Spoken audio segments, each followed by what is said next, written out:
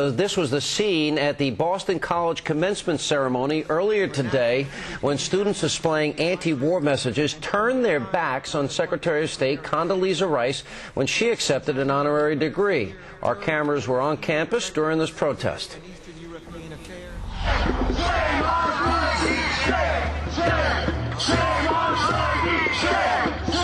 Having Condoleezza Rice here just misrepresents everything that we've been taught here at Boston College. She has compromised her own values as a human being and not standing up to the injustices that have happened in Iraq, in Guantanamo Bay. I do not think she's a good representative as anyone, especially as a commencement speaker. Based on lies, every 10 minutes somebody dies. In this war, based on lies, every 10 minutes somebody dies. She's a warmonger and a liar and unrepentant, and she's, we should be giving her a subpoena today for war crimes and crimes against humanity, not an honorary degree. She is going to be celebrated for being a cultured, sophisticated, musically talented, enlightened individual, and she's just as responsible for lying and in terms of laying out the architecture for the war.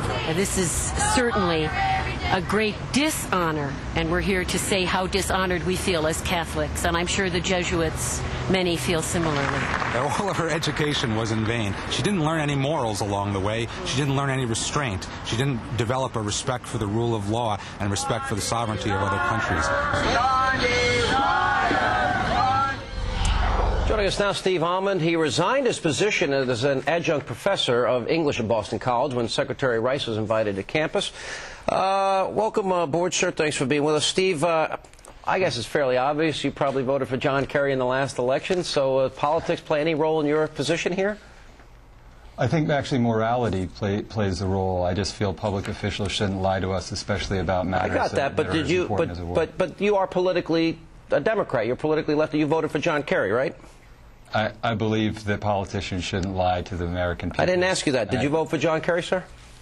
I'm telling you that I don't believe that our public officials should lie. I got that. You're a broken record. Now, this is a simple question. Did you vote for John Kerry?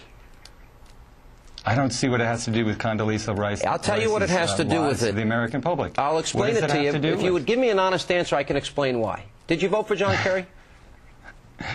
What is it that you want to say to me? You want to try to establish that I'm a lefty or a Democrat? No, I believe that public officials shouldn't lie. I already know you voted for John Kerry, but you won't admit it. But you don't have to. I'll tell you why. Because John Kerry, in the lead up to this very war, in your letter where you say, in an effort to build the case for war, then National Security Advisor Rice repeatedly asserted that Iraq was pursuing a nuclear program.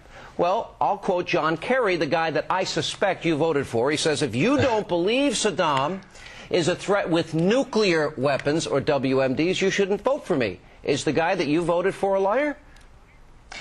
The Secretary of State, who has also been a part of prosecuting this war. All right, you can't even answer a question. Is John Kerry a liar? Let me jump in here. Steve, I don't care whether you voted for Kerry or not, but it's Condoleezza Rice who's setting policy. It's a matter of morality. Not everything is politics. Let me pursue a different line of questioning here, Steve. It's Alan. I'm on your side politically.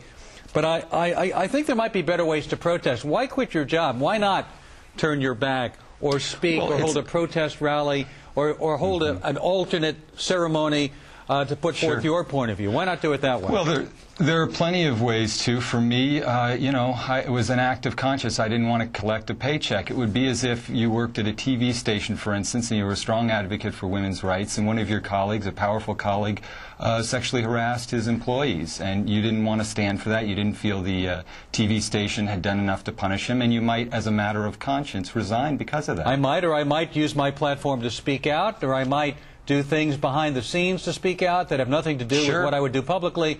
But you chose to quit, and I just wonder if there might be a more effective way to put forth your point of view, which I think is a very valid point of view.